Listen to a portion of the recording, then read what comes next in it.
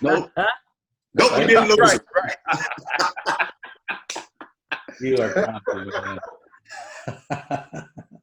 Well, listen, I want to thank everybody that's chimed in. I want to thank you for taking out your time to carve out this moment to where I have my friends, I have my brothers on the line with me. I'm so excited. I am elated about the conversation we're getting ready to have. For those that are watching, you get the opportunity to look behind the screen, a sneak peek at pastors from different generations, pastors that are now generation, that are pastoring different caliber of churches on every level. And I thought it was important that pastors as leaders, that we have a conversation to how do we stimulate, whether it's racism or what's going on. One of the things that I want to say is this, is that every pastor on this line is dealing with that epidemic of COVID-19. And even with this pandemic that's happening, this pandemic is happening, there's not a vaccine, but there's another pandemic that's happening and has been happening that there has been no vaccine for, and that's racism. And we're trying to figure out, how do we start a candid conversation about not just racism, but how do we learn from each other? How do we grow from this? And I thought it was important to grab my brothers for us to have this conversation. I'm so thankful that they're on the line. And man, if I start talking about them, I'll get a little tearful because I love each and every one of them. You got Pastor Miller, that's in Orlando. I mean, it's crazy with New Beginnings, doing crazy down in Orlando. Probably one of the fastest growing churches in Orlando. Man, I got Pastor Josiah, Silva on the line. I won't even talk about Orange County. I think he has like 200 locations just throughout Orange County. He's just everywhere. Every time I see Freedomhouse, it's Freedomhouse at LAX airport. They just have church everywhere. I think, and you quote me if I'm wrong, Josiah, I think y'all have just this COVID-19, y'all fed what, maybe 100,000 people? It just, Yeah. It's been insane. Brother I have my brother, Patrick Winfield, the Potter's House of Fort Worth, you know, it's my brother. And how, listen, Paul Daugherty, been on Fox News, Victory in Tulsa, Oklahoma. Paul, I think y'all fed like 200,000 people doing this COVID. So everybody that's on this line, I don't want anybody to think that we're just here and not doing the work of the ministry. We're doing church outside of church. Yeah. So for those that are wondering, listen, and most of the guys on here, they're not rushing to get on the news. Everybody that's on this line, they don't care about the news. They just want to make sure ministry get done, people get fed. Yeah. But hey, guys, I kind of want to just kind of jump in here and just kind of throw this out there. We already know what has happened, what has taken place in Minnesota. I think that's just kind of was the straw that kind of just broke the camel's back about that. And just my observation, murder. It was a murder. And we talk about the justice that needs to happen. And today we're going to talk about the justice, but I also want to talk about preventative measures. How do we stop this from happening? And Paul, you can talk more about this too, even as it relates to stuff like Black Wall Street or, you know, in Tulsa and the large church that you do pastor, but you have a prominent voice. And I think, and I want to throw this question out here, fellas, what do we need to do? Not just race, not just pastors. What do we need to do to kind of help propel this pandemic that's happening? Mm-hmm. Well, I'll just interject and say, you know, first and foremost, thanks, Pastor Don, for putting this conversation together and bringing us together. As I'm looking at this, all these men of God, I love all you guys, but we're also all across the nation. You got East Coast, Middle America, and then we're on the West Coast. And you're absolutely right. This is something that's struck from coast to coast. And I think what we need to do is have this type of conversation. You know, I'm going to be completely transparent. I don't know if I have all the answers. Of course, we know Jesus is the answer, but I don't know if you know, that we can in one, you know, setting just put it all together. But I do know that we can start having conversations to understand each other and to begin to have these type of moments where we say, hey, listen, where are you coming from? What's going on, and not do the ostrich, put our head in the sand and pretend like nothing's happening. Right. I think that's the danger of our current cultural situations. We have too many, I'm just going to be bold, too many Christians, too many people that should stand against every ounce of hate and racism of any race, of any demographic, of any social, economical stereotype. And to pretend like it's not there, I think that is the most hurtful. I'm not going to say angry, but that's the part that just kind of says, really? You don't think it's there? Right. Like, come on, man. You know, like you don't pretend like nothing is there. Like it's all in my head, you know? And I think that happens is because we don't seek to understand. You know, the Bible says that understanding brings foundation, you know. And so I think that having this conversation, understand, is a beautiful thing. So before we go into anything, I just want to say, I think these are the steps that are going. You guys are much smarter than I am, and I'll just let Pastor Winfield figure it all out for us, man. Well, I won't be able to figure it all out. I do know that the first step is the conversation. I think here is the place that's a concern and a consternation for a lot of people, though, that conversations have always been had. Mm-hmm. And I think the more we see what's happening with issues of race, I think the more people are starting to embrace the passion of a people that have been saying it and screaming it and protesting it for a while. Mm-hmm. And that's what I think is happening. I think that there are certain things that oftentimes we don't understand about a person's passion, and you won't understand a person's passion until you live in their pain. Right. And so the conversation really does help us to be able to talk about that passion so that you can understand my pain. One of the things that I've seen that has been tremendous is to hear everybody, you know, our Latino and Hispanic brothers and white brothers say and stand with us in this and say this is not right and say that this is wrong. And in times past, we haven't heard that. Right. And so it's been great to hear that coming from different pulpits and different thought leaders all over the country from different hues. And so that's been encouraging, and that is a part of it, right? That's a part of possibly creating some preventative measures. But I'm going to be as real on this call, probably in a way that maybe you guys haven't seen me before, because this is one of those things in which I do feel passionate about. I'm not sure if we can stop it all. Right. That's like saying, is there a way that we can just stop sin? Right. As pastors, if we had a potion to do that, we would have did that a long time ago. We'll be out of a job. Yeah, we'll be out of a job. Right. To the West Coast, we find it.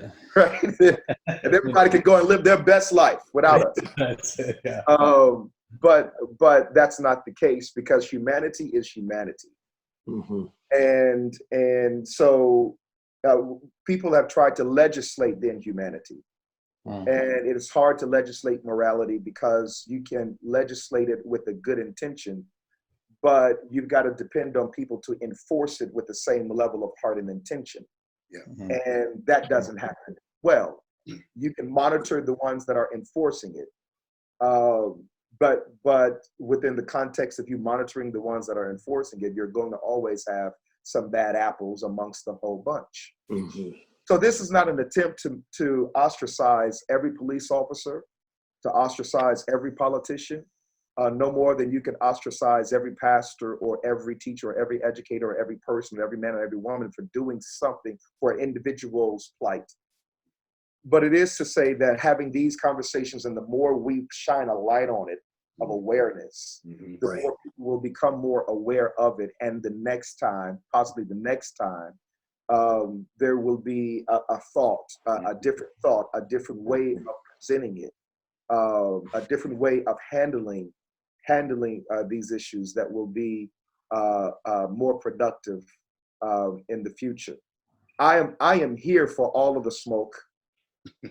I am here to make sure that, and I want to hear everybody's perspective, because I just want to hear it. So I know you guys, I love you guys, and all of you are great men in your own right, just great men. And I know your hearts. As you were talking, I just want to hear you. As you were talking, I just want to add real quick, one thing, and I'll pass it back to you, Pastor Don, is I thought about the verse, Proverbs 24, where the Bible says, through wisdom, a house is built. Yeah. By understanding, it is established. And through knowledge, its rooms are filled with precious rubies. And that's what we're doing. We've got to get wisdom on the situation, understand so it can be established, and allow our hearts to be filled with that. So I wanted to jump in here and say something too. As we were talking about this, I was thinking often in dealing with my children, dealing with children, conversations are nice, but sometimes it takes consequences to change things. Yes. And so our conversations in the past have been great. We're going to have a great conversation today, but without the body of Christ as a whole, America as a whole, rallying together and beginning to demand consequences. I'm with Winfield on this. I don't think it's delusional, guys, to say that we can eradicate racism. It's an issue in the human heart that only the human heart can eradicate in its own self. But what we can do is lessen it the same way as we have tried to lessen other horrible things. Murder has been happening since the book of Genesis, but there are laws that are set in place to give severe consequences for that sin. And so we curb it a little bit. What angers me, and I probably don't have as much of a right to be angry as everyone else in this conversation, but what angers me is that historically, year after year, racism is perpetrated, now to the point where we're seeing people die on camera. And that's one of the blessings in what happened with this video with George Floyd, is that it is undeniable that this is a murder. Anyone with common sense and a functioning brain would have to observe that this man's life was taken without any cause. Because it's that blatant and it's that obvious, it's now forcing people who normally have been riding the fence to choose one side.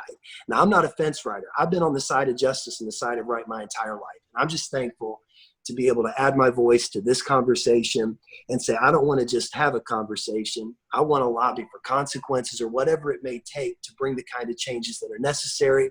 Then, of course, later I want to share some things that I think are fundamental flaws with the way we do see, the way we perceive one another and communicate. And I know we'll unpack that later, but I'm on the team, guys. I just want everyone to know that. right. I think, and one of the reasons, especially as you were talking, there is no way I would even assume that we'll solve it. I think this becomes step one to us instituting plans of actions and call to action, not just for whether you're Latino, Hispanic, Black, white. I think all of us should have a call to action on how we're going to communicate this. A plan of action of what we're going to do, because if we can't change 1,000, if we just change one, I'm satisfied with just changing the one, because the one will not allow it to pass on to generations and generations. So if this conversation of us moving forward with different plans of action change one, I'm okay with that, because while Jonathan, what you said is great, but while we're talking about and I want to say whether it's punishment, whether it's consequences for that racism, that's for the sin that takes place for that police officer. But it's a heart matter. And also I want to go beyond that. That racism is not just for police officers, not just for that. It's institutional racism. It is. You have to create a Rooney Rule just for the NFL to hire someone. That's a whole nother level of we talk about racism. So I don't think this is a be-all cure. And I think it's a great analogy what you talked about, Winfield, as relate to us curing sin. But if we can bring knowledge to it, awareness to it, how do we deal with it? When Jesus talks about that parable about the Good Samaritan, it's crazy that the fact that the priest walks by and the Levite walks by, which now exemplifies the church is walking by with their head in the sand, thinking, since nobody's watching me, I'll keep preaching the gospel. I'll tell everybody Jesus is the answer, but people are still dying. Jesus is the answer. But if he's the answer, then what is he answering? And I didn't mean to interrupt you, Paul. Go ahead, Paul. No, I just think, everything you're saying is so true. And, back when Terrence Crutcher was shot in Tulsa about 4 years ago in 2016 by a police officer, and it was all on national news. It was in North Tulsa. It was literally 1.5 miles from our church's outreach area, Tulsa Dream Center.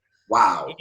And there was uproar, there was there was just complete sadness and grieving, and people were trying to figure out, this did not need to happen. Just like we saw with George Floyd, this should not have happened. This was a murder, and by the hands of people that were meant to protect us. And there was turmoil in our city. And so I remember Al Sharpton came and he held like a big rally in downtown Tulsa that next week. And I decided to go. So I go to the rally and I'm with my assistant pastor, AJ, and Tim, who is our executive director at the Dream Center. The three of us show up down there. And I remember seeing a friend of mine that I graduated school with, DeMario, and he's holding up this sign that says, "It's time to end racism in America." And he says, Paul, come over here. And so I go over there and he goes, "What are you doing here?" He's like, "You're like the only white dude here." And I was like, "I'm here because I care. I'm here because I want to be with you." And my heart breaks. And he said, he's like, "Man, we're afraid." He's like, "We're angry. We're mad. Which one of us is going to get shot next?" And he said, "Would you hold this sign with me?" So I held the sign. We did a march down the road. And then that next weekend at church, some people came up to me and they said, "Hey, why did you go there?" And I said, "Because why wouldn't I go there? I'm a pastor. You can't pastor people whose perspectives you aren't willing to walk with and listen to and have at least some sort of empathy and understanding." And our church is very multi-ethnic, multicultural, from all different ethnicities, all different backgrounds. It's a melting pot of just so many. It really is a miracle. But I had some people get upset at me and they said, you're just going to stir up more unrest. And I said, well, there's things that are wrong in our nation. That's why the unrest is there. And I'm just joining in with a cry for what can we do to change it. And I agree with what Pastor Winfield said, that we have to, and really what Pastor Johnathon said, we have to hold accountable these officers that, in their minds, it's a mistake, but that mistake was captured on camera and it didn't look like a mistake. It looked like a clear, you knew what you were doing and you should not have done that. And you abused your powers. That's not a mistake. When my 4-year-old makes a mistake, I know he makes a mistake. And then I know when he doesn't make a mistake. I know when he knows what he's doing. And in these cases, yes, we have to hold these people accountable. They should be tried the same way that any citizen of America, no matter what race they are, if they're an officer, if they murder someone, they should be tried the same way that anyone else should. And that's what I think, those consequences are going to drive home something, that officers, you do not get off the hook. Just because you have a badge, you cannot abuse your powers, whether it's against whoever.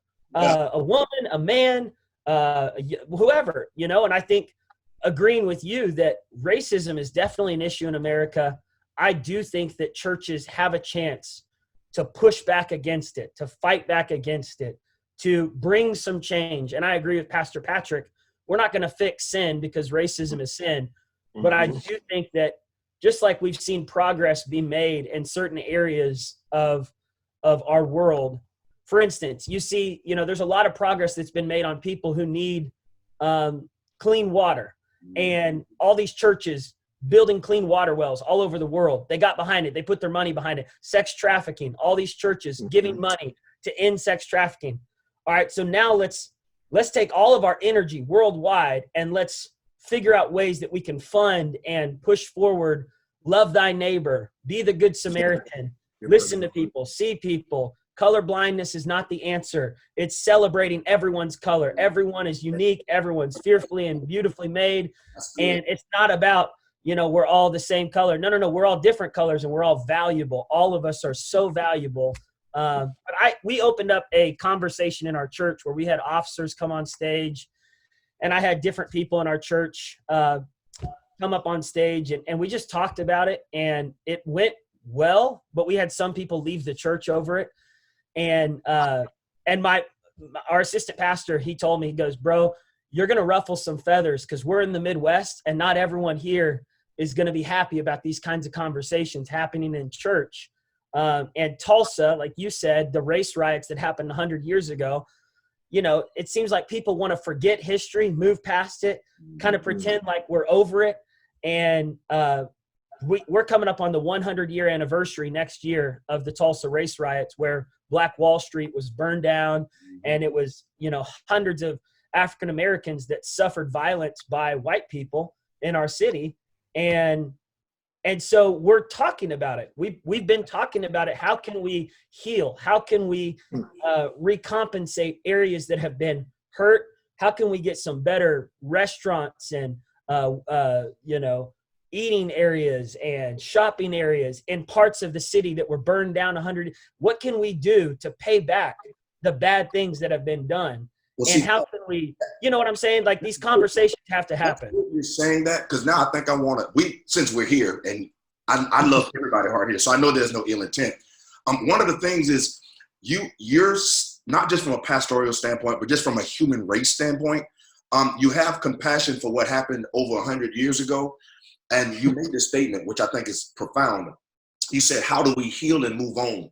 Well, it's hard, and I'm speaking from the Black man now. It's hard to see other people heal if it didn't hurt them. I'm the one that's hurt.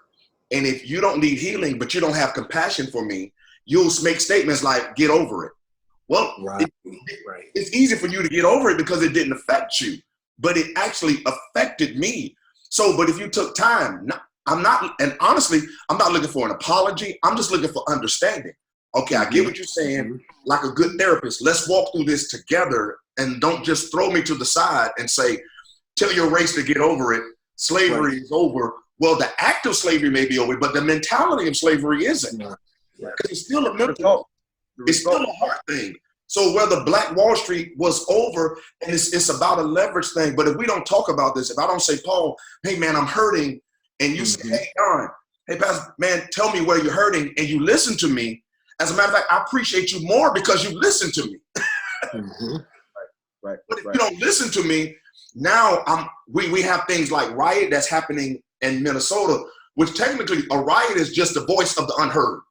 So you haven't heard my pain, so now I'm gonna show you my pain. Yes. And then now we judge the pain that we never dealt with. And I think it's those type of discussion which you talked about, Paul, which I think is great, is, yo, hey, my race is hurt. Listen to us talk.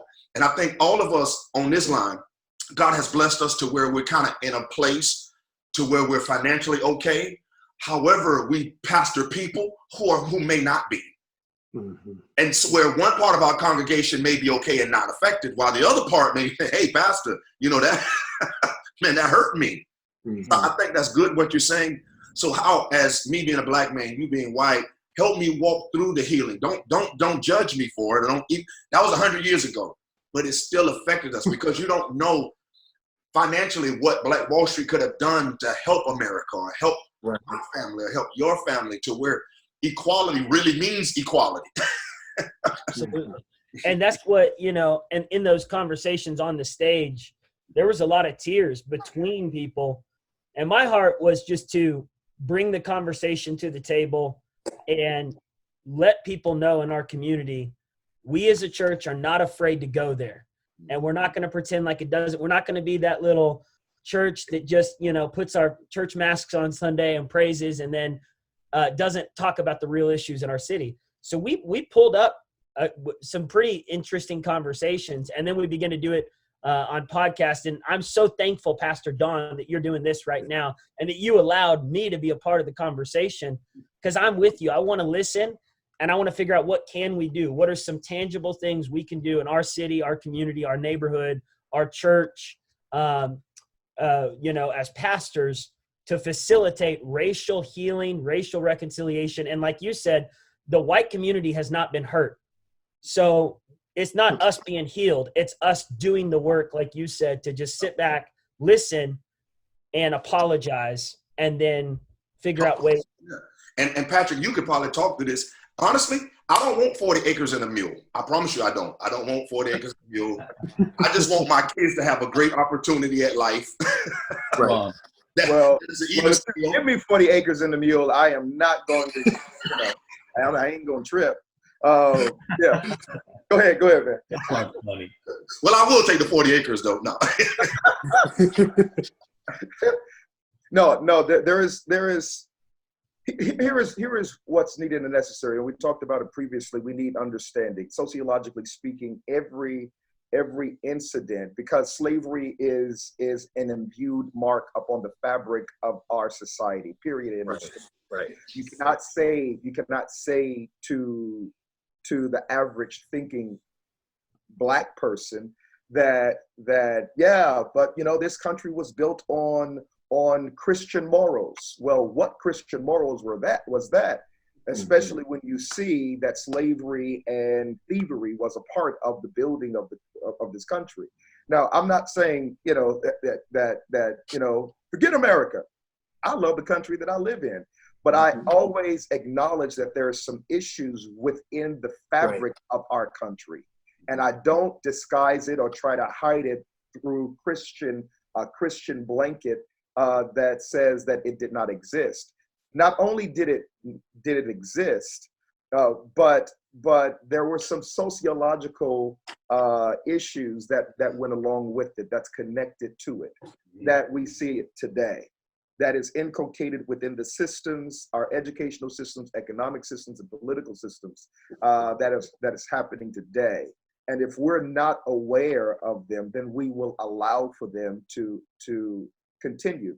So having the conversation and highlighting the conversation and highlighting what Black Wall Street was to Tulsa and what it could have been to the country and ultimately to the world is very important, and the psychological impact that it had on people after that happened. See, you can kill a person or you can injure a person one time and the wound may heal, but that's the physical wound. There's always a psychological wound that it's going to take a little longer to be able to heal, and you've got to be able to navigate those waters of trauma to be able to heal them. So one of the things that for us here in Fort Worth, we've had a couple of things that went down the wrong way. We had a woman by the name of Tatiana Jefferson, who was killed in her own home by a police officer.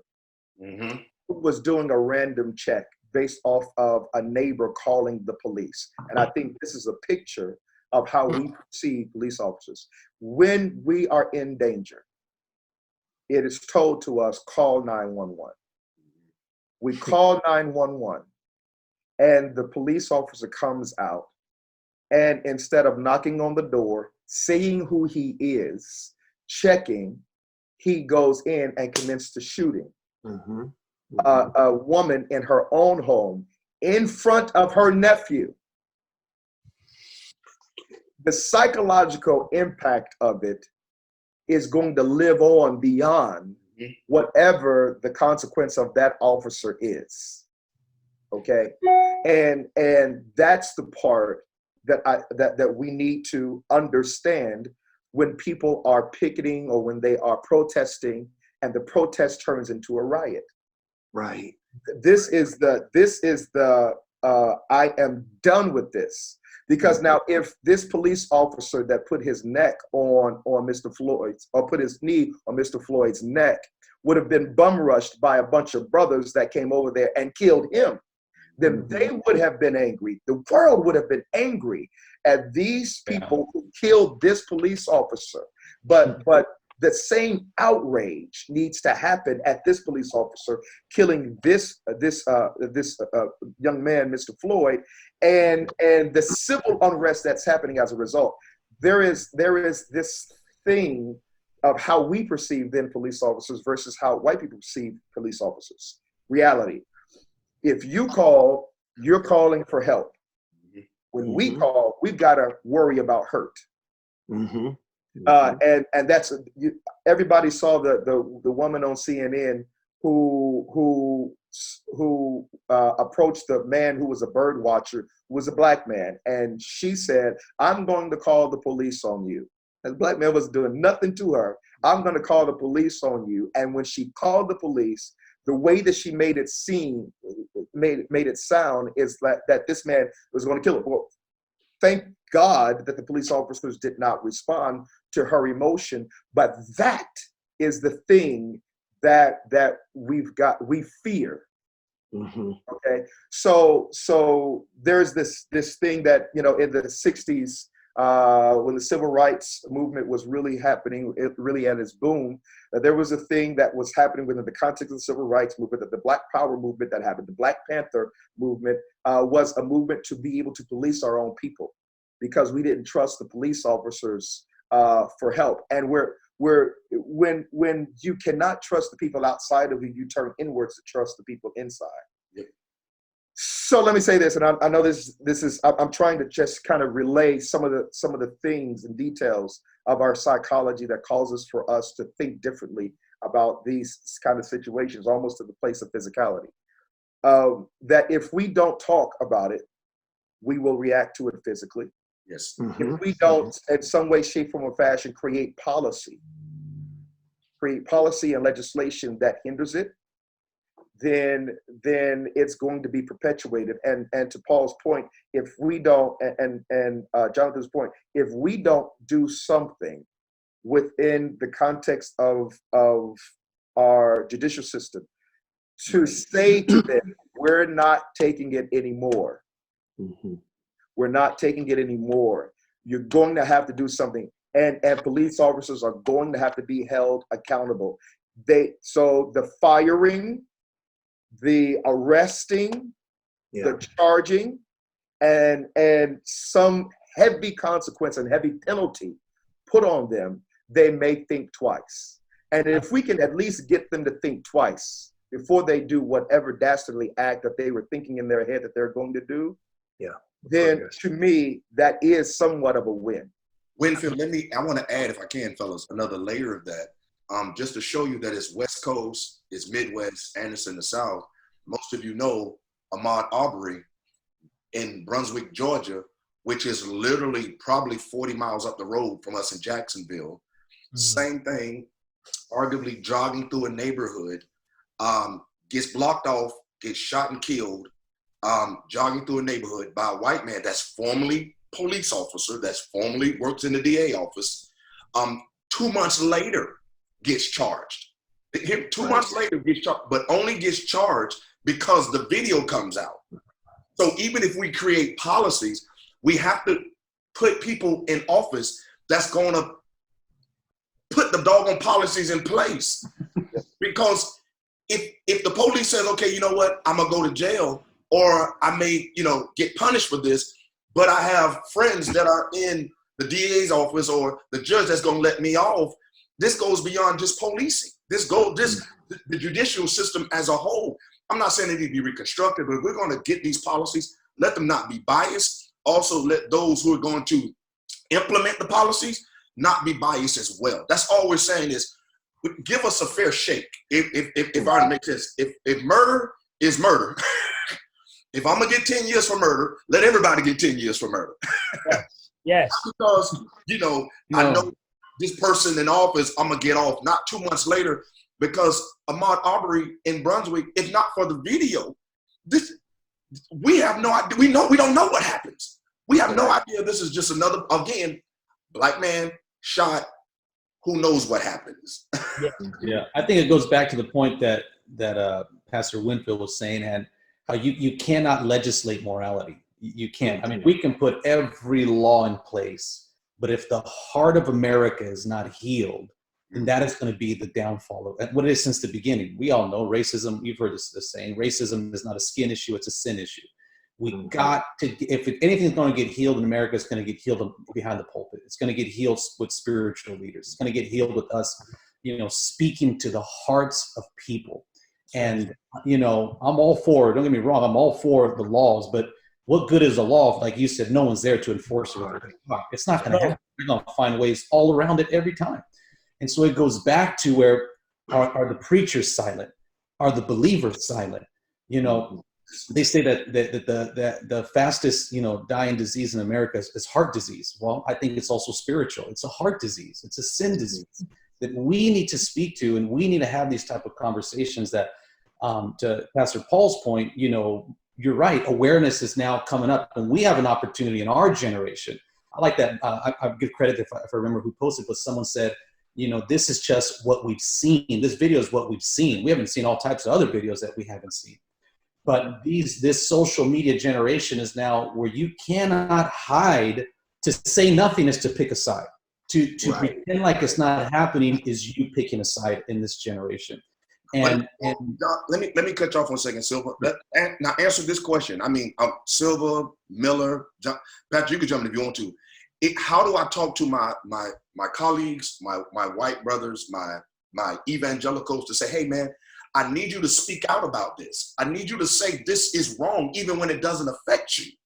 How do I get them to understand my pain without expressing my frustration with it? Am I making sense as a black man? You know, I'll say from my perspective, it's what you're doing right now, Pastor Don. Right. You're inviting people to the table. Conversation. You're inviting people to the conversation that is going to initiate what is taking place. Like I'm praying right now, whoever's watching this, and I don't think it's by coincidence that you're going to stumble on this, this is a form of God bringing you to the table, of you getting into this backroom conversation of how we can begin this healing process from, you know, those that have been affected the past 100 years that we may never fully understand. You know, as a Latino, I have a small understanding. There's a lot of racism. I grew up in East LA actually. And man, all the time, they would profile us all the time. They would just come here, they would check our pockets and pull us over and throw us around and all of that. It's been done to me. So I know in a small way what that feels like. But it's inviting people to the table. And I think some people are afraid. And I'm also going to say, it's ignorance. They don't know what to say. I think some people just don't know. They don't know what. They're very smart people, but I think they're afraid, like, will I say something wrong? Will I anger? You know, and I think just being willing to say, hey, I'm going to come out and deal with this. I'll say this statement, but Jesus dealt with racism, right? Remember the Samaritans? In John chapter 4 and verse 4, the Bible said he had to go through Samaria. He had to go through it. And I think this is something that we have to go through as Americans. You can't avoid it anymore. You can't walk around. You can't pretend like it's not there.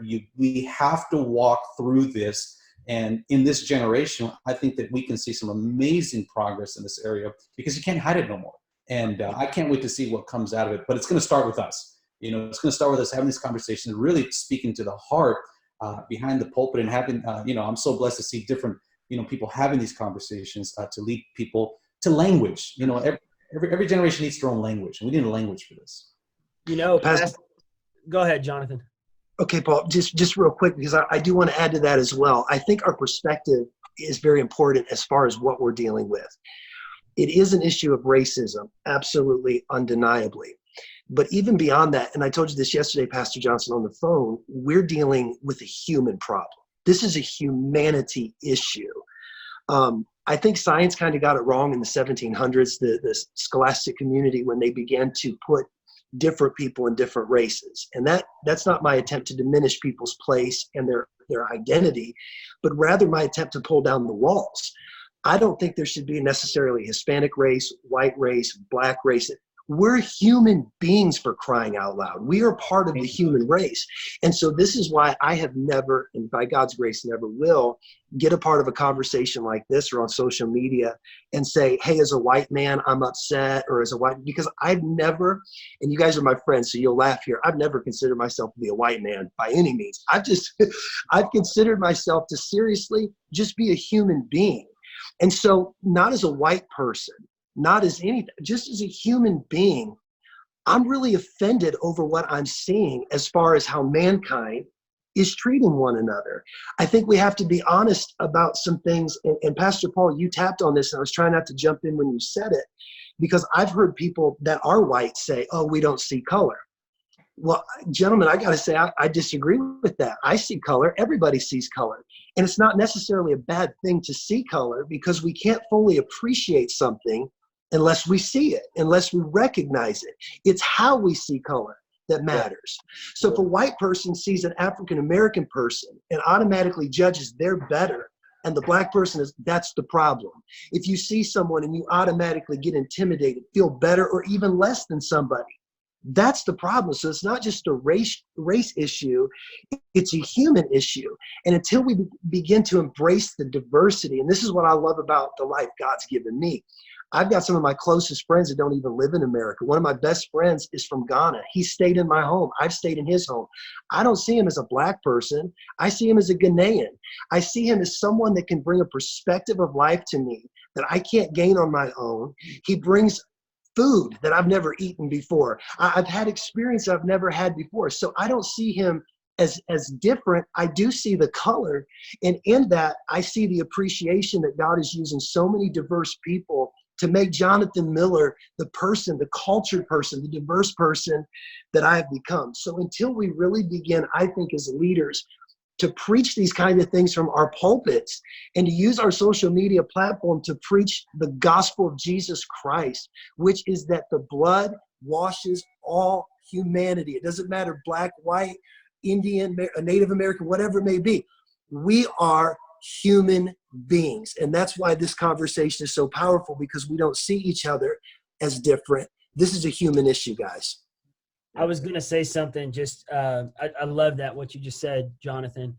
I think one of the things he just said was having close friends that are different ethnicity than you. Yeah. And as a parent, cultivating that, fostering that. My parents were intentional when I was little.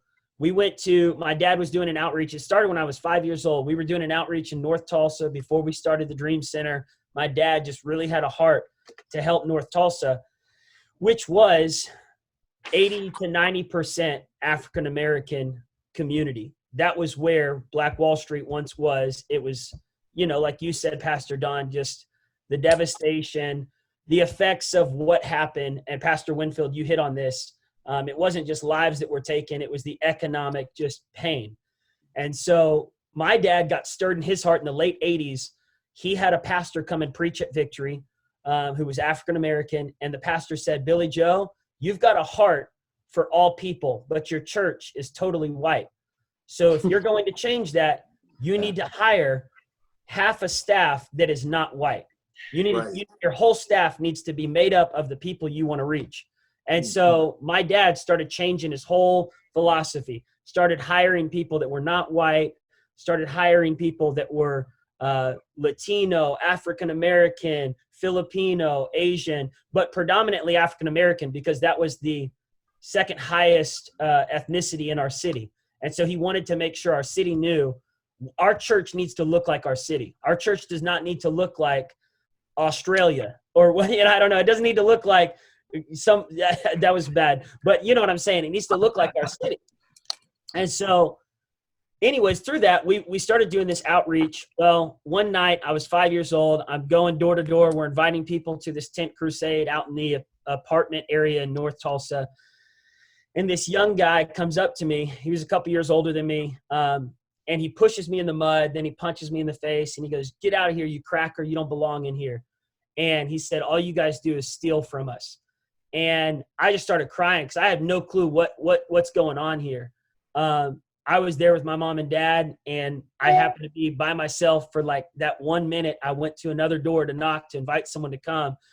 So I said, "Dad, what's a cracker?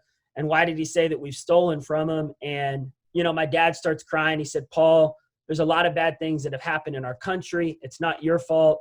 It's just, it goes back 100 years ago. And it's still, the pain is still there.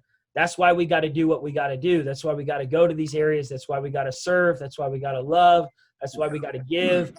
And so he started teaching me at a young age what was going on in our city and just the racism and the hurt and the prejudice and the anger. And he started showing me movies. My mom and dad, when I was 6 years old, started showing me movies like Roots and Perfect Harmony. And then, later on, just other movies that came out, the Ernest Green Story, and just all of these movies. And that was what educated, because I didn't read books, but movies educated me. And then we'd sit and talk and ask questions. And I'd say, "Mom, why were they so mean to that boy? Why were they so mean to that family? Why did that dad have to drink from a different water fountain?" And they would teach me, "Hey, this is what our country did, and it's wrong." And it started changing when a civil rights movement began, and when Martin Luther King, and they started teaching me all the history, but they said, "We've got a lot of work to do." And that's why in Tulsa, we're going to be a church that continues to stand for this. So fast forward, our church ended up taking ground. We changed from being an all-white church to being a very multi-ethnic church. It took time, but all through the 90s, we just shifted. Winfield, you see what happens? See, I mean, I guess the we gotta bring conversation you in was person. good. We gotta bring you in person. Pastor Zoom John, has the power. did I say something wrong? The conversation was too good. My bad. Great. That's great. That's when you know the conversation was getting really good. Hello. That's so funny. No, but Paul, please continue. What were you saying? No, that was the end of it. Was just that it had to change first. My parents had to change something in our church. They had to do what Johnathon was saying. They had to preach it from the pulpit, and then, or Silva, and then they had to begin shifting our, just kids and families, and again, be willing to lose some white people who are still carrying racism in their heart that left our church. There was some white families that came to my dad and they said, "Billy Joe, our church is fine as it is." And he said, "No, it's not." And they said, "You don't need to change that. You just need to let they were very racist, but they said, people just need to stay in their own churches and we just need to stay as we are." And my dad said, "You can leave our church if you don't like what I'm about to do. But until we start to look like heaven, I am going to contend to get more people in our church that don't look like me." And so we lost. I mean, this was back in the early 90s, but he lost quite a few white families that it exposed them. The second you start talking about racial healing, racial problems, it exposes the racism and the prejudice in the hearts of people who say, "Why are you talking about that? Don't go there." And so that transition those people, but they're not there anymore. But there's still work to be done. Obviously there's a lot of pain. And in that pain, Paul, there has to be not just this one discussion, but candid, continual discussions about this, because I believe it was Johnathon that kind of alluded to it earlier about what you should say and you shouldn't say. That's why in cross-pollination of communication, it's good to have, whether it's Black, whether it's Latino, it's good to have that level of friendship so they can tell you what to say and what not to say. So now you don't have to be afraid of the communication. So I know if I go in this type of arena, and I hate to say it, I'm Black, and I hope y'all still love me. The danger is, and I mean this with all my heart, Paul, I have to study your culture, but you don't have to study mine. Right. In other words, I have to teach my sons, okay, when the police come, you do this, you do that. This is what it takes to succeed. You have to do this. Well, at the same time, like Paul, you said your parents were intentional to teach you the culture. They were intentional with that. The danger in most churches or leaders, we don't intentionally teach our kids from the standpoint of you're not less than or you're not more than. But let me tell you, this is what happened. This is what happened. I'll use the example of Gucci. There's no way Gucci would have done that if they had a diversified executive board, when they did what they did with the monkey and all that kind of good. If there was, and just my observation, I'm not on the board, but if a Black person had been in there, they probably would have said, "I don't think this is a good idea. No matter how good you think it looked, this is the way it's going to report." This is no indictment against Gucci. It's just the image. And I believe it was Martin Luther King that says that Sunday is the most segregated time in the world because we're comfortable in our community. It doesn't affect us. Preach Jesus. Don't bring him to my house. Watch this. Preach Jesus, but I don't want to live like Jesus. These are the things that we don't want to talk about, have this communication. And Paul, first of all, I love Victory. I love what they're doing. Probably one of the most, diverse church. And I'll say this from a Black standpoint. It is the one place as a Black community, we're used to being the minority. So when I go into a white church, I'm accustomed to that. But when it comes to me bringing in white leaders or me bringing in white members, when you're not used to being the minority, now if you're not educated, you'll think, okay, why am I follow a Black guy? Well, there's nothing wrong with me, I think. I got some good leadership characteristics. I think I do. But society has not taught you how to be the minority in situations because kind of subjectively or not mentally, we've been taught superiority, superiority, superiority, superiority. And subconsciously we're taught, okay, I don't want to go under a Black church, or I don't want to do this. Now, again, there are some cases where Black pastors have a predominantly, cross-pollination of churches, but in most cases, what your dad did is phenomenal. But from us as Blacks, we're used to being the minority. So your father hiring me, I'm a minority on my job. I'm a minority in the church. And I love you guys. But if you ask me to go to a black church, if you ask me to go to the Potter's House at Fort Worth, and I take my family with me, therein lies the dichotomy of us having that conversation and say, no, it's okay. Winfield is great because he had a relationship with Paul. So Paul is teaching him, hey, with your white members, don't say this. With your black members, don't say this. And you have AJ, Paul, and I love AJ, and I'm sure you have some more that can say, this is how you communicate. When a black person, and Patrick, you could take this even further, as blacks, if we start getting loud, we're not really getting aggressive. We're just, some cases, we're just loud. Hey, that's a Sicilian thing too. You can't have that to yourself. That's a Sicilian thing too. Come on, man. Well, reality is, if you don't understand, if you have not been inculcated to be educated about a culture, then you can't understand their passion.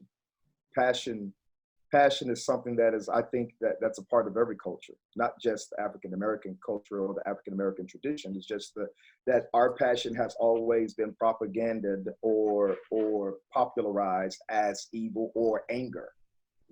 And if people are used to that level of backdoor education about black man's passion is anger, then it's uncomfortable when you're in that scene and when you're in that particular environment. You can come to the barbershop and see a bunch of passionate men talking. Doesn't mean anybody is about to shoot each other or fight each other. It's just passionate. You can go to family reunions and see the same kind of passion over a card game of spades or gin rummy or tonk. I mean, you can, but it's the same passion. In addition to that, in another race, you can go to any university or any football game or tailgating and see a bunch of passionate men, but it's preconceived as that passion is safe, but our passion is dangerous. And that plays along. I think what people need to understand is that the media, what we have seen, what we have watched on television, videos, all of that stuff has played a significant role in how people have perceived the African-American race. This is a part of the systemic issues. And so as a result, we see it worked out in the church. So it is harder for people who are white to sit up under black leadership versus a black man sitting up under white leadership. And that's just a part of it. And everybody has got to ask themselves the reason why, because that's not to say that all white people have that situation, or all of people have that situation. Because I do have white families that's a part of our church and our ministries, and I do have Hispanic families that's a part of our church and our ministry. And so, but they have been around me and around us long enough to understand that my passion is a part of it is culture, a part of it is personality, and a part of it is that I'm a Pentecostal. So all of it works together. That's a good mix right there. So I mean, that's something that we have got to be able to face. I think what everybody is saying is great. The education that happens in a particular home is important or indigenous to that particular home. So Jonathan, what you said is just powerful to me. And I'm sitting here listening to you and I'm saying to myself, that is a very, very different worldview. And listening to Paul and Josiah, and I understand the in interaction, some of the things that he's going through and living in East LA. Everybody has got a different vantage point in their homes. Mm-hmm. Problem is, we don't know what's being taught in people's homes, right? And we don't know how images are being portrayed. The first time I taught in a predominantly white school in Las Vegas, and it was very interesting how one of the students said, "Wow!" when he first saw me. When he first saw me and heard me, it was like, "Wow." A black man, wow. And it was, I didn't take it as being racist. I didn't take it as a knock, but I took it as okay, So your perspective that you've seen of Black males have been based off of videos and rap videos and all of that stuff, because that hip hop culture kind of portrays a side of our experience, but not the total embodiment of a full experience. So here I am standing in front of you, giving you a different world perspective because I'm able to engage with you. And me being your teacher and teaching you, how about it, English and history, how about that? And Bible is a different kind of vantage point. But that is something that I think if we are having these conversations can help happen all over the world and in people's families. If we do not do this, then people do not develop a different worldview that is going to help inform their worldview and maybe eradicate some of the racist tenets and belief systems that they may have in their heads that was propagated and fed by a slanted media.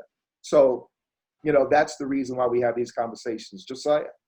I wanted to ask a question, and, you know, we've been talking about bringing awareness and really being educated. I want to be the student right now, and maybe there's someone's watching this and is thinking, give me language. And so what can we do, Pastor Patrick, Pastor Don, to really stand with our Black brothers and sisters during these times? What is key words that we can say that can help, you know, have that compassion to show that we're understanding, you know, aside from social media or over the pulpit or in conversations that are happening in backyards and dinner tables when they say, hey, what do you think about, you know, what are some key things? Teach us, educate us. What maybe, I don't know, just, I want to be a student. I'll kind of start, Patrick, and you can take it after me. For me, I'm not concerned about your public voice as much as I'm concerned about your private voice. Okay. What you say in public is grand, and I get it. Social media, that's fine, because I do. You have to have that public presence. I'm not knocking that, but I'm more concerned about, Jonathan, if I can move back to what you said, the heart. What do you say privately when you're in your yacht club, when you're with your friends, when you're out golfing, and it's just the four of you? Are you willing to do what Paul's father did? Are you willing to stand out and say, hey, even if you leave me as a friend, as a white friend, I'm willing to lose a white friend to help a culture that has been embodied with so much hurt. In other words, I want to know you love me.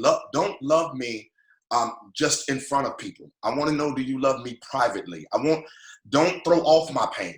Help me walk through this pain. I'll say this, and I don't know if any of you are familiar with it. Paul and I are familiar with, we have a mutual friend, Dr. Denise Bob, and she has helped me as well as him with some pain. And she walks us through this particular pain. I want to know if you can walk with me through the pain. Hold my hand. It would have been so great, especially in Minnesota, if somebody, white leadership, Black leadership, before the rioting start, before it start, let's get before this. Let's stand together. Let's go. The firing was great. Now it should have been firing and charges at the same time. Let's have this communication up front.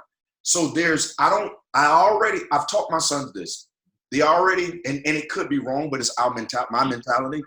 They were birthed in this world with a deficit. The deficit is that they're Black. And that's just kind of what I've taught them. This is what you have to do. You're going to have to work twice as hard. And I want to know and I know this from Paul, I know this from Jonathan, because I know they love me, that, hey, we're going to hold your hand as you walk through this pain, because it's painful. Don't throw my pain away. Don't act like this hasn't happened. In other words, don't teach American history, then teach African-American history as though they're mutually exclusive. No, they're together. This goes together. We're together. We are, and you're the historian, Patrick. You tell me if I'm wrong. We are probably one of the only races of people who didn't volunteer to come. we didn't volunteer to come. We came. So since we're here, let's make the best of it. But don't say this didn't happen, or don't say get over it, or don't say we didn't just see the video of you murdering this man. Because racism is now just getting filmed. It's still happening. And our education goes beyond what you see on TV. And I'm gonna say this, and I'm gonna turn over to Patrick. This disturbs me. Most of you guys, if you know me, especially if you're watching, I'm about 6'3", 6'4". I'm a pretty big guy. So generally when I go to the class of hotels, I won't give any, and especially Marina Del Rey, I won't talk about anybody. The first question I get asked is, who do you play for? What? Who do I play for? I don't even play football. I love it, but I don't play it. So I don't even know if that's racism or ignorance, or based off what you see on TV. This is the only thing I can afford. And I kind of just speak from my heart. And I hope I'm speaking from a community that's been hurt. That's what I know a portion of me looks for, is don't deny what's happening, or don't brush over it, whether it's political, whether it's in sports. What Colin Kaepernick did was creating leverage. Let's talk about that. No, he's not disrespecting America. That man had nothing he meant was wrong toward America. It was, this is the injustice that's happening. Can we please just talk about it without you judging? Wow. I think all of that is good, Don. I'll just add. I'll take nothing away. Just add. I think it was Dr. King that said that I won't remember the words of my enemies, but the silence of my friends. Right. My God. Mm-hmm. And it's the silence of my friends that hurts the most. So when I hear you, my love for you guys goes to a whole nother level. My appreciation for you goes to a whole nother level, because what Paul said about his father is something that I'm not sure a lot of pastors are willing to do, and that is lose parishioners over standing with people who have been marginalized, and with the Black community in particular, who has had numerous of racist things to come towards us. So when I hear that you're willing to lose in order for you to stand with me, that means the world. Mm-hmm. And your appreciation, or our appreciation for you, rises. That's number one. Number two, I think Job's friends made the mistake of opening up their mouths while he was in the crisis. Because if you don't fully understand the crisis that you're in, you have a tendency to interpret the crisis as something is wrong with you. Yeah.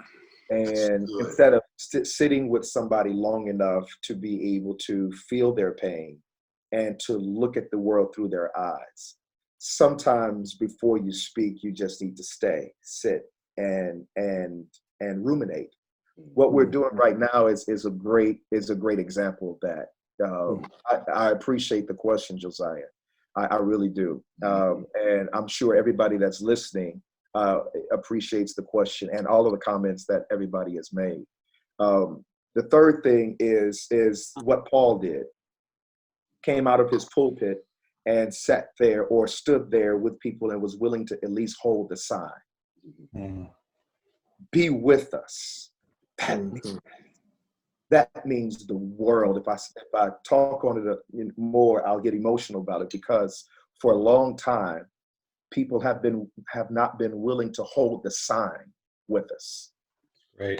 They talk about the sign, talk about the behavior, but never stand there in the midst of it. And it takes a certain level of strength and courage to be able to do that. I appreciate that. And then here's the part that I think everybody can play a part in. What Don said is what you say about me privately matters. What I love about the Bible is that the Bible highlights every foible of a human being. And the first church was not without racism. The Grecian women were not being served. Right. i.e. the deacons came to help out the serving of the Grecian women. They didn't say the Jewish women were not being served. It was the Grecian women. The conversation that Paul has with Peter in private in the book of Galatians, the first chapter, and concerning his issues with the Gentiles, that he acts one way when he's around his Jewish brothers, but acts another way when he is around, the Gentiles. Paul had enough courage and intestinal fortitude to call an apostle of the first church to the carpet about his racism. So good. Good. So And if we do that, if we call them to the table about their blatant racism and their insensitivity to another people's plight, that would be grand. That would be great. So good. So good, Pastor Patrick. That's really, Thank you for that. I never thought about that. I mean, we look at that story all the time, Paul and Peter, and you're absolutely right. That's a great pathway of Good. restoring. And when earlier, Pastor Don, when you told me the healing needs to happen in the African-American community, not, the white community, because they haven't been hurt. But where I was thinking was the healing that needed to happen in Peter was a different kind of healing. The healing that needs to happen in the white community is a healing of they're so possessed by a demonic stronghold. And that's not all white people. That's just those that are still dealing with racism. It's demonic. But, that cop who kept his knee on George Floyd's head, and George is saying, I can't breathe. That cop needs to be healed. He's possessed by a demonic stronghold of a lack of any concern, a lack of any compassion. That man, he needs to serve his sentence in prison, but he also needs to be healed in his mind. You know what I'm saying? And that's where I think the healing has to happen in some of these people that are carrying racism. They've been trained by their parents, who were trained by their grandparents, who were trained by their grandparents, that came through Gettysburg and lived with Confederate flags and still have a Confederate flag in their house. And they've been taught this demonic stronghold of we are superior. It's demonic strongholds. It has to be broken. They got to be delivered. They got to be healed in the mind. And if they've committed crimes, they need to pay the consequences. They need to go to jail, prison. They need to be tried for what they've done, but they also need to be healed in their mind. Otherwise, they're headed to hell. And I know God's will is that every man would be saved, even the worst of us. Right. That the man who's killed George Floyd, God still wants him to be saved, but he has to pay the consequences, and he has to get healed in his mind, and he's got to be delivered. Same thing with all of these situations where there's been racial profiling. Jesus was racially profiled in Mark chapter 6 when he came. When he came into certain areas, they said, "We know who you are. You're from this town, and you're poor, and you're all these." And so I think people need to be healed of that racial discrimination. If I can just say one great point for me, as it relates to educating, Paul, you just taught me something. Just listening to you talk, I was talking from the standpoint of a victim, but I don't know why, but I've never thought, wait a minute. They need to be healed too. There are mental scars. Just you talking made me think, wait a minute.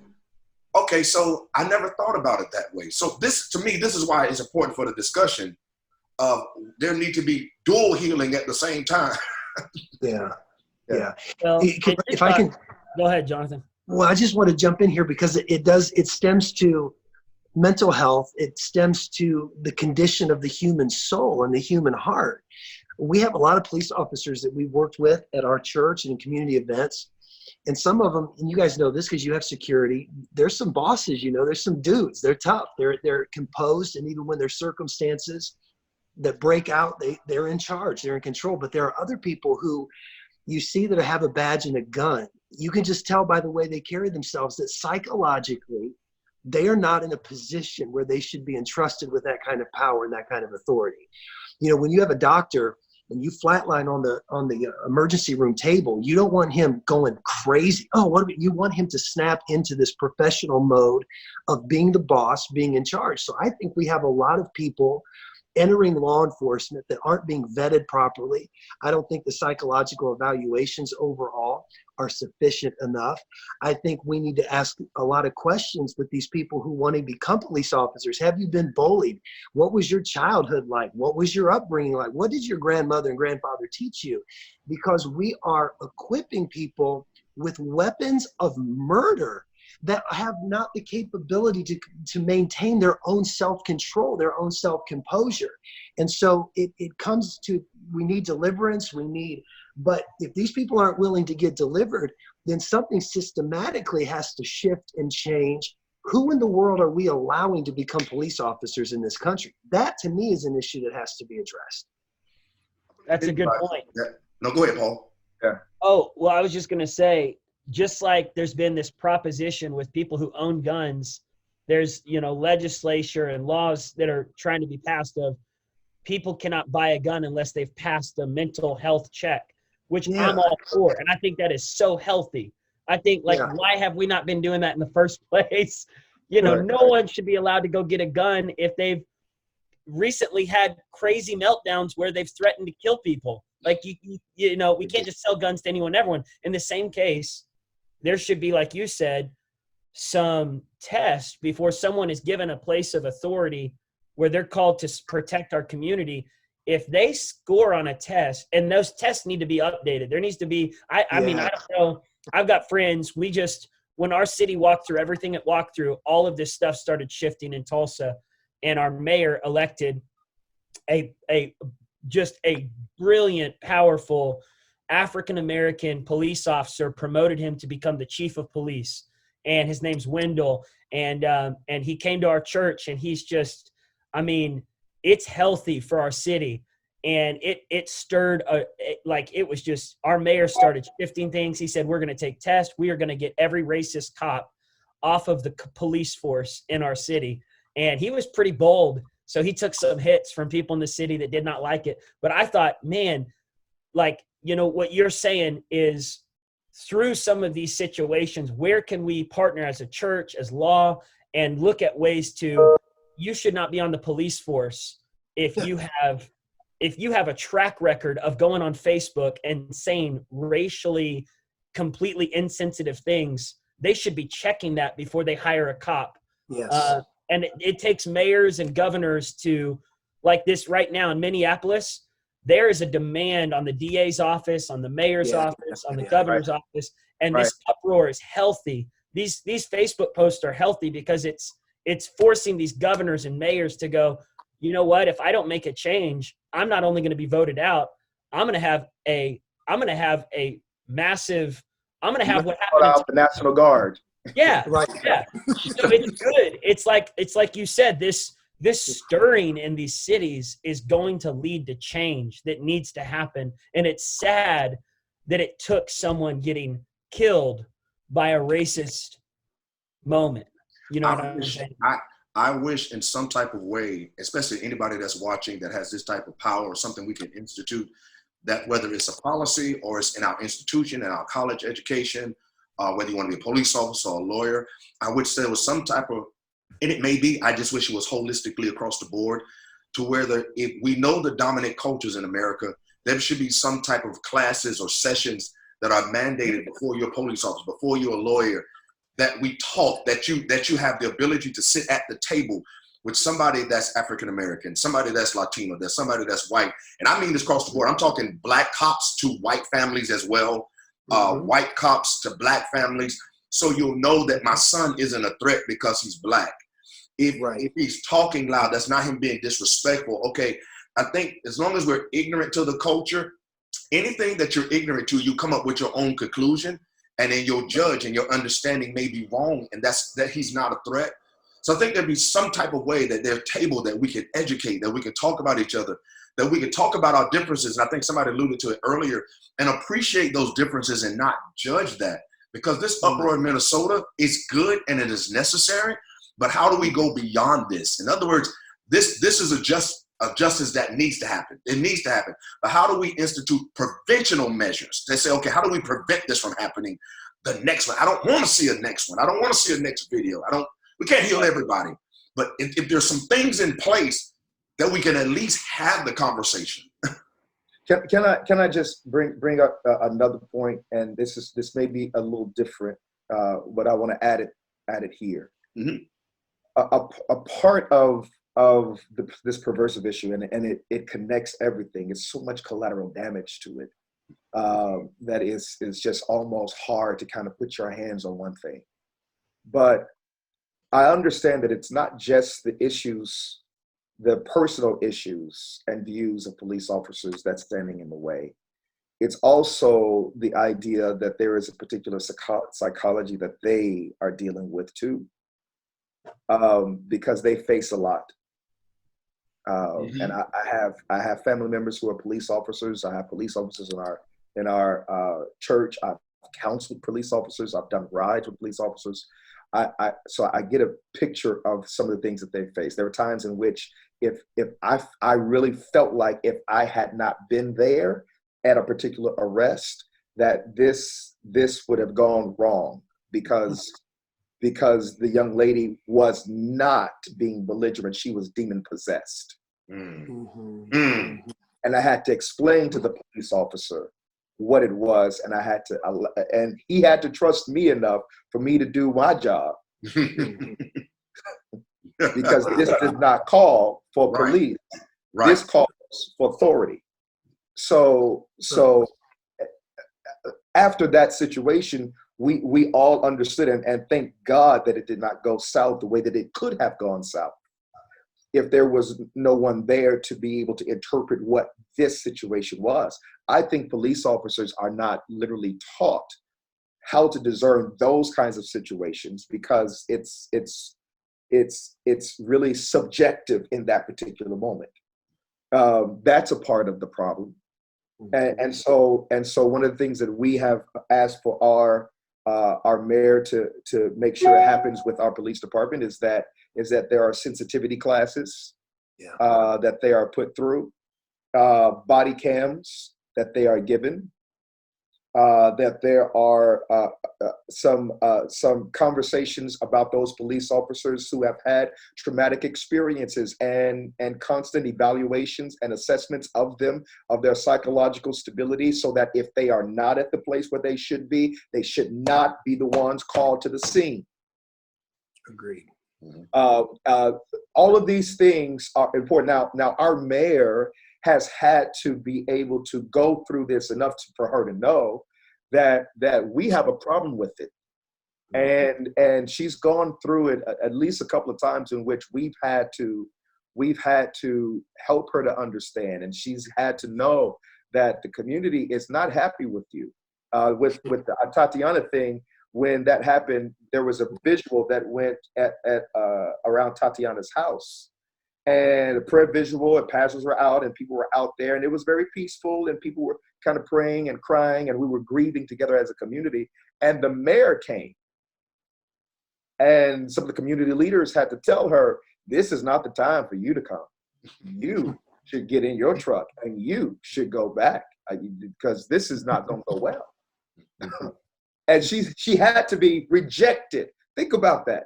She had to be rejected for her to understand, oh, okay, this is on a whole nother level. Yes. Mm-hmm. So now when we come back to the table and talk about, okay, so what went wrong there and what else can we put in?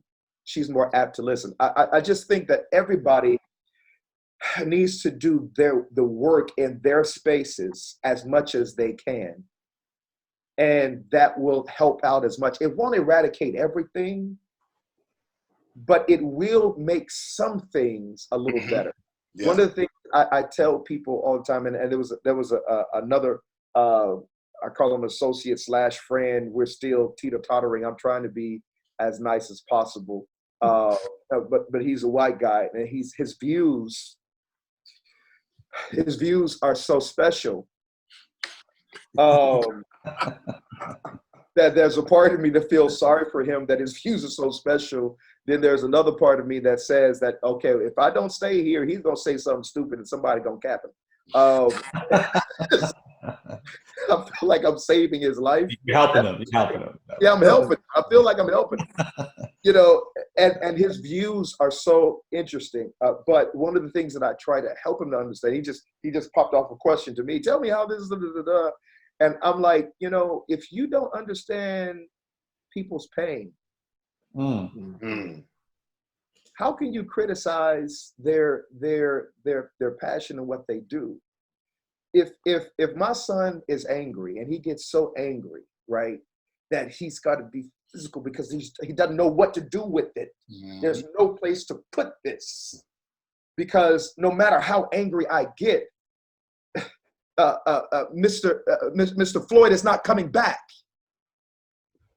Right. Right. Exactly.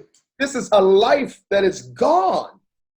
There is no return. There is no, oops, I made a mistake, or, ooh, I apologize. When Bertha was murdered in his own apartment by an off-beat police officer who was coming home, and she killed that man in his own apartment.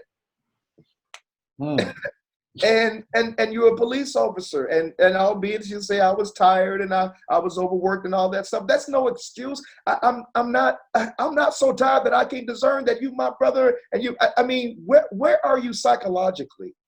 Come on. That's your first response. All I'm saying is that psychological reviews needs to happen with people, and it's not just the people in pain, because we all have got to Don, to your point, have got to be talked to by I forgot the name of the lady that you said, to help us to process our pain, so we won't do something stupid. Yeah. Because there's a Martin Luther King on one side of me, but there's a Malcolm X on the other side of me. and sometimes Malcolm is speaking louder than Martin. And I will put the collar down because it's not right. It's just not right. And I feel some kind of way about that, even as a preacher. It's not right. So let me ask this question. And if I can, excuse me for cutting you off, Patrick. I'm sorry.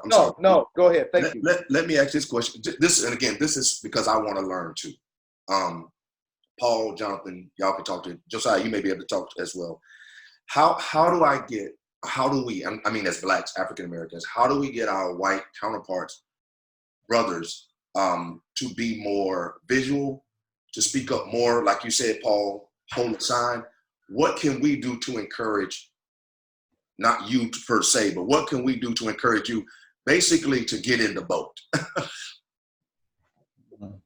Paul, you want to hit that first?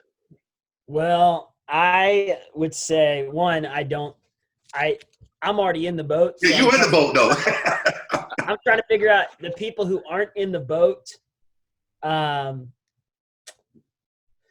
You know, sometimes you never know. Why are they not talking? Why are they not praying? Why are they not showing up? And you're talking about pastors, primarily. Yeah. Pastors. I think it starts with this, doing these conversations, getting these out there. As soon as this is released, I can't wait to share it. In fact, I was just writing down like how I'm going to get this out there and telling our network that they need to see what's being talked about here. But I think the more we get this out there, get conversations out there, the more that it's talked about, it's bound to wake up some of these pastors who aren't talking.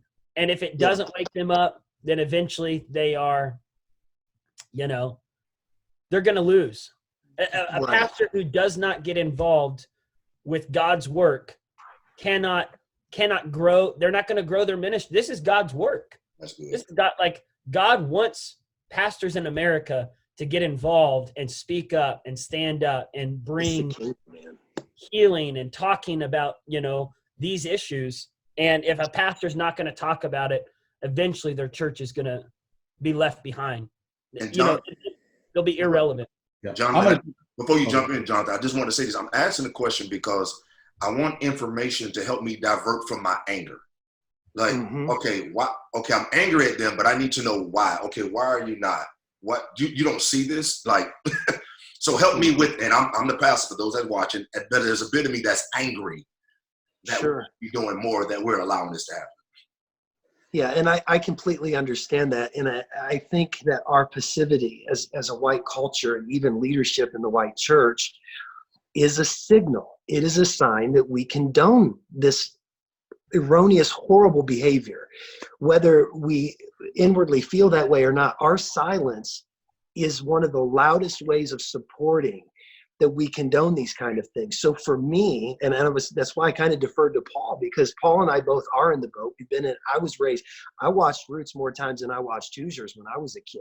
I was raised to understand diversity. So it's hard for me to think about why people wouldn't be. I know that they have their own fears, their own stereotypes, their own concerns. But bottom line, I think if we're talking about consequences as being a part of what helps alter things, then it has to play into the leadership. I'm not a person who likes to get on social media and call people out. I don't think that's helpful. But there should be some sort of ramifications. There should be some sort of consequence in the withdrawal of our fellowship and the withdrawal of our support to people who are not vocalizing their disapproval with this nonsense. Because bottom line, guys, and this isn't meant to diminish anyone's emotions or feelings or anybody's race, but it is rather to accentuate the goodness of God and the fullness of the gospel. This is a situation that goes in fundamental teachings of Jesus. I mean, we've alluded to this all throughout this conversation. For pastors to remain silent on this is as egregious as remaining silent on certain sins that people love to talk about, whether it's abortion or homosexuality. They'll talk about that. Well, look, if you're going to use your pulpit to talk about those sins, let's talk about racism, which is killing people innocently without a choice. And for me, the only thing that I know to do, and it's not a petty game, but there has to be some consequences where we begin to let some people know, look, I don't roll with that guy. And it's hard for me to talk about pulling people into the boat because I'm not trying to be funny. I don't have a lot of relationships with people who aren't in the boat. I don't want to hang out with people. I don't want to fool around with people that's perspective is myopic.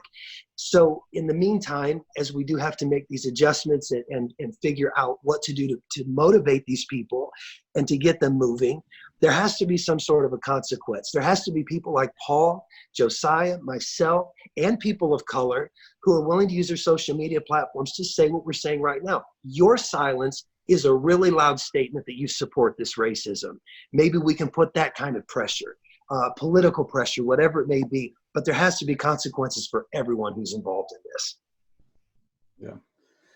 I will say the cancel culture is, to me, there is a damaging effect that comes upon, I think the cancel culture that's going on right now, whether it's cancel someone who said something they shouldn't have said or cancel someone because they're quiet.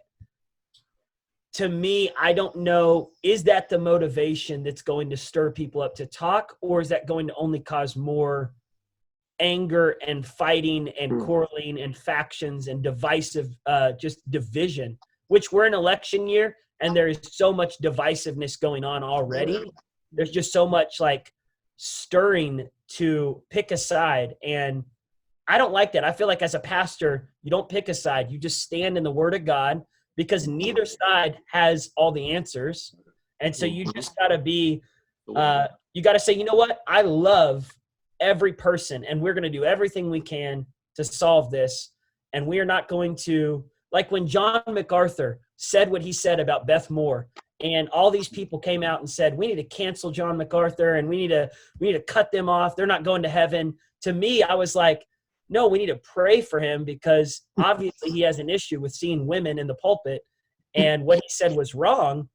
But to just cancel to me, there's like, when you say, what should I do with my constituents who aren't talking about it and they're quiet, I think having private conversations like Paul did with Peter, having those confrontations, doing this, to me, there's a more gentle way besides just publicly saying, we cancel these, I'm not shopping at this place anymore. I'm not going there anymore. And I mean, correct me if I'm wrong, please tell me. I want to be open to rebuke. Now, for me, this is what I love about this conversation. Neither is wrong as neither is right, because It's dealing with the identity. What I don't want to do is throw this large blanket, a net on everybody or every white pastor or every Latino pastor.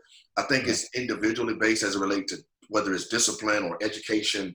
I think, Paul, you're right, as opposed to as we're educating you. And then, Jonathan, you're right, as I'm educating you don't want to learn, then okay, then we're going to cancel you. So just in my eyes, as a black pastor or a black man, African-American, to me, you're both right, because I think it is responsible or it is intentional. We should be intentional with our education. Okay, let's talk about this.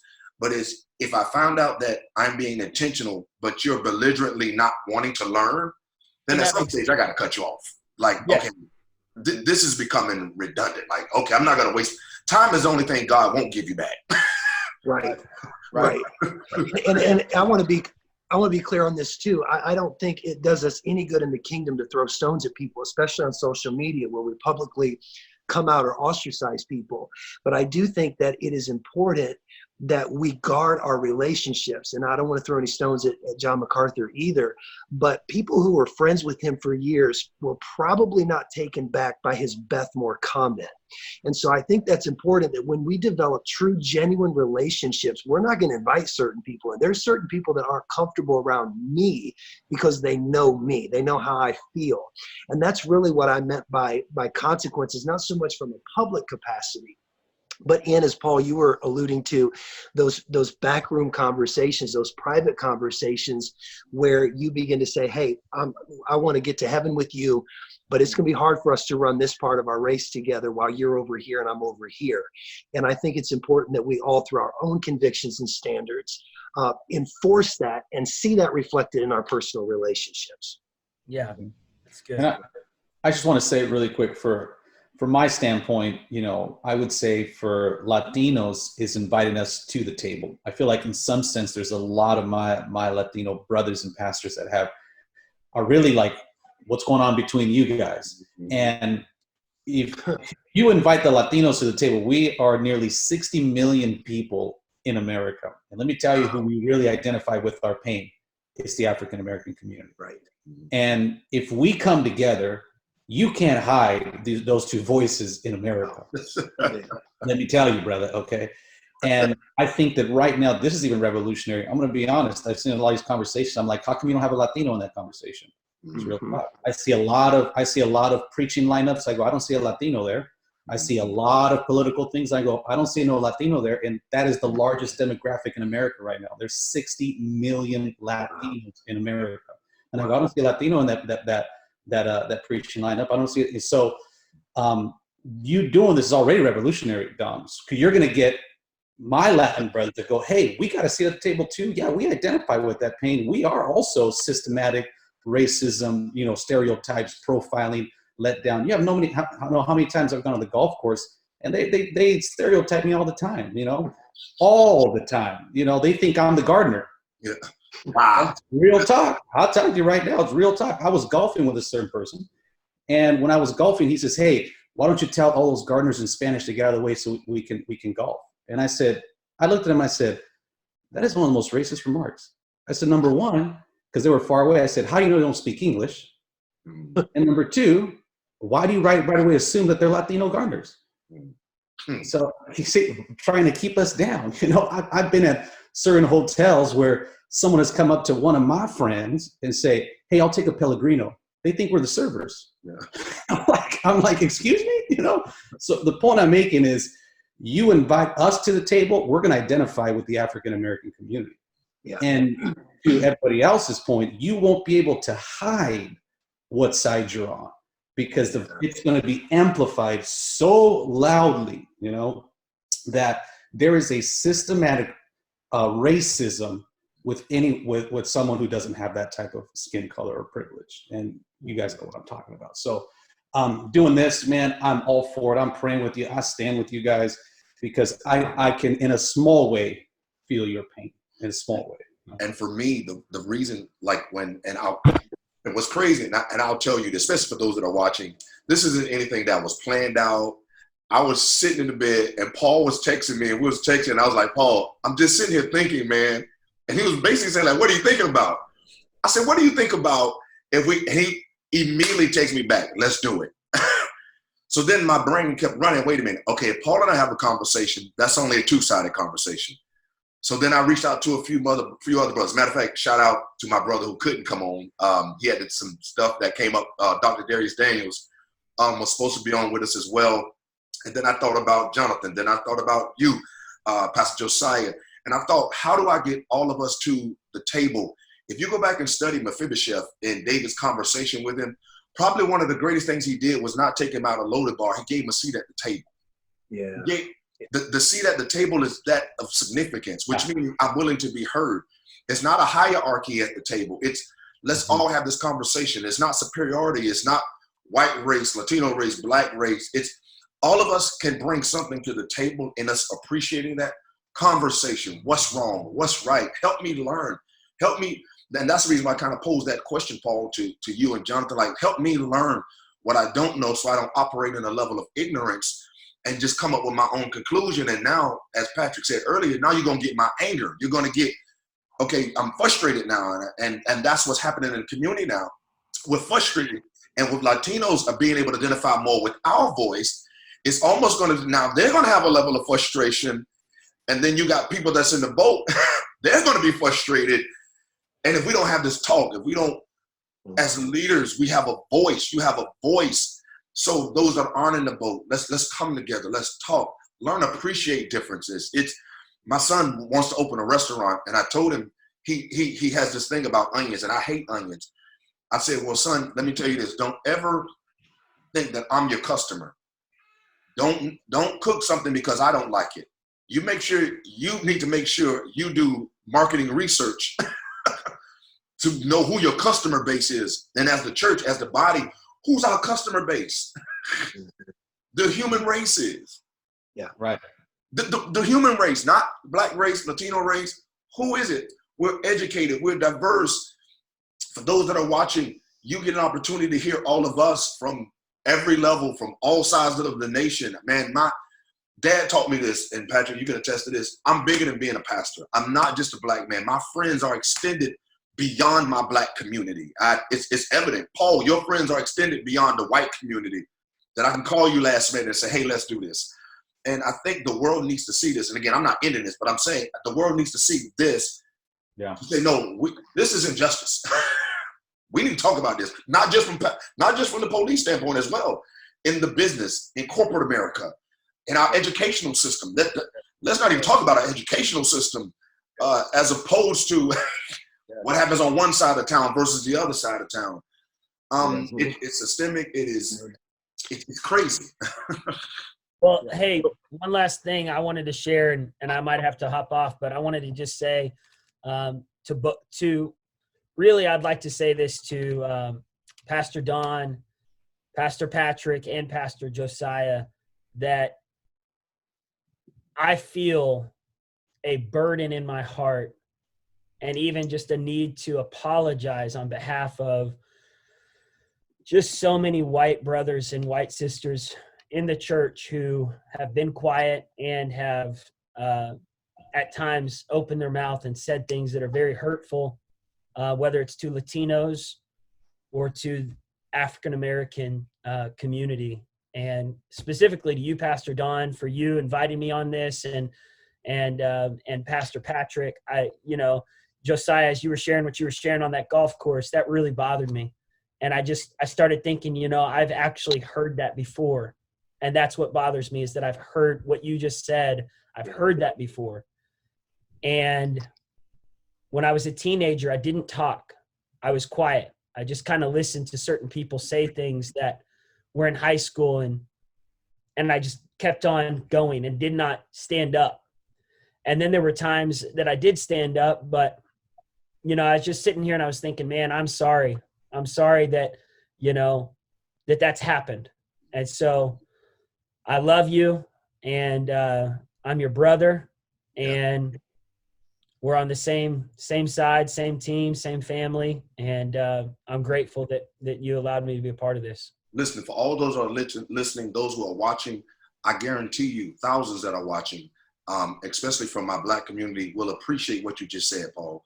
Because in some cases, we just want to feel compassion. In some cases, we want to know, okay, we accept your apology.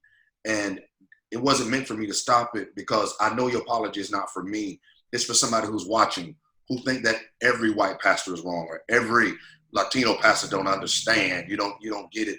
So I think that needed to be heard. And for those that are watching, let me tell you something. We could talk about this all day long. All day long. We can do several sessions of this. This was just something to kind of kickstart some call to action. And I'm gonna kind of just pose to everybody here. If you want to leave a last word or call to action, or I'm just kind of throw it out there. Again, it's just table talk. Let me just echo what Paul is saying as a white person, as a white pastor.